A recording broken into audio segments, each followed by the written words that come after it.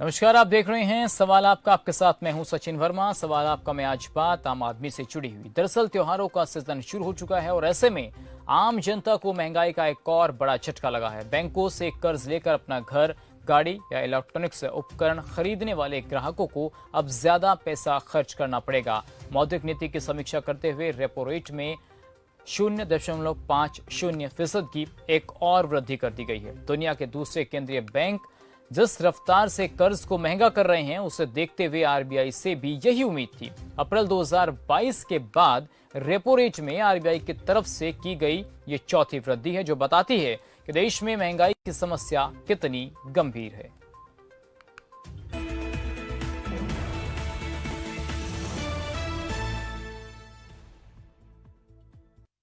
अब नई वृद्धि के बाद रेपो रेट 5.90% हो गया है। रेपो रेट में बढ़ोतरी होने के बाद bank loan, home loan, auto loan, तमाम तरीके के जो लोन है और दूसरे व्यक्तिगत कर्ज की जो दर हैं उनको बढ़ा देंगे। पिछले 3 महीनों में होम लोन और ऑटो लोन की दरें आमतौर पर 1% से ज्यादा यानी कि 1.25 तक बढ़ चुकी हैं।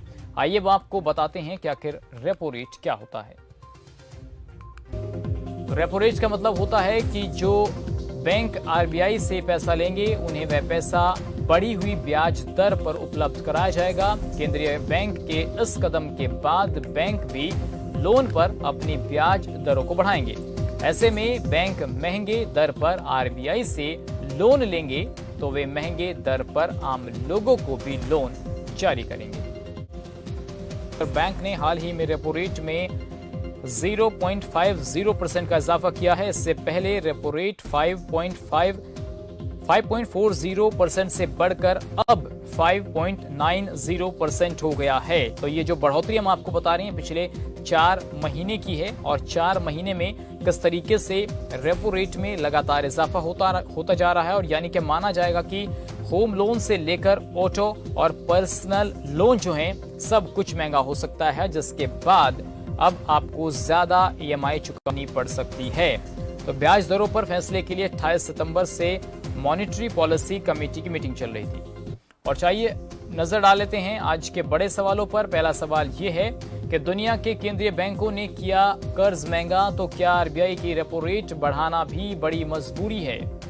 दूसरा सवाल यह है कि रेपो रेट में हुई बढ़ोतरी तो महंगाई से आम जनता को कौन दिलाएगा राहत? दूसरा सवाल। तीसरा सवाल यह है कि त्योहारी सीजन में जनता को लुभाएंगी कंपनियां, तो नई वृद्धि से बढ़ेगी महंगाई, तो जिम्मेदार कौन है? चौथा और अंतिम सवाल यह है कि देश में गंभीर हो रही महंगाई की समस्या से निपटने के लिए सरकार के पास क्या रोड मैप है?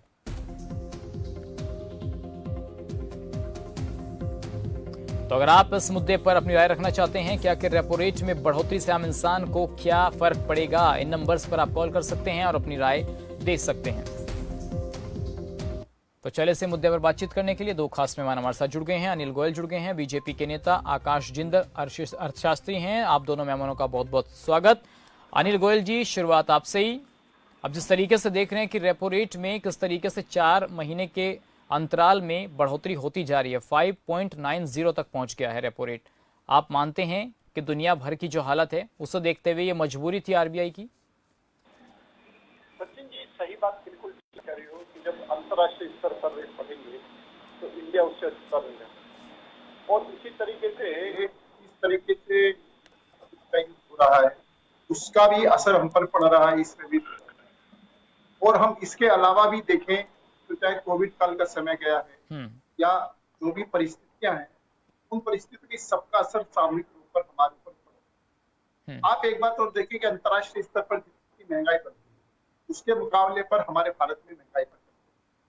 अंतर्राष्ट्रीय स्तर पर डॉलर के मुकाबले में जितना और देशों की मुद्रा का वैल्यू घट रही है जी, हिंदुस्तान की घटे में उसके मुकाबले पर कम। आप अपने आप को अंतर्राष्ट्रीय समुदाय से, बिरादरी से बाहर नहीं कर सकते। और अंतर्राष्ट्रीय बिरादरी में जो भी कुछ हो रहा है उसका असर हम पर पड़ना स्वाभाविक, लेकिन कम से कम असर पड़े।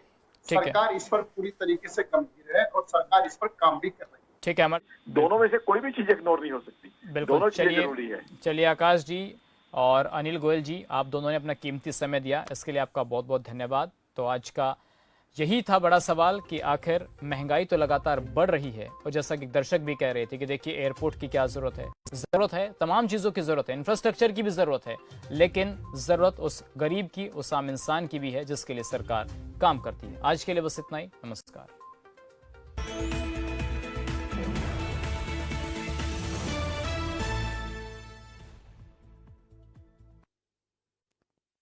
सब कुछ आजमाया और तब मैंने माना कि सिर्फ सच्ची सहेली ही है महिलाओं के उन मुश्किल दिनों की हर समस्या, जैसे कठिन दर्द, अनियमितता, खून की कमी,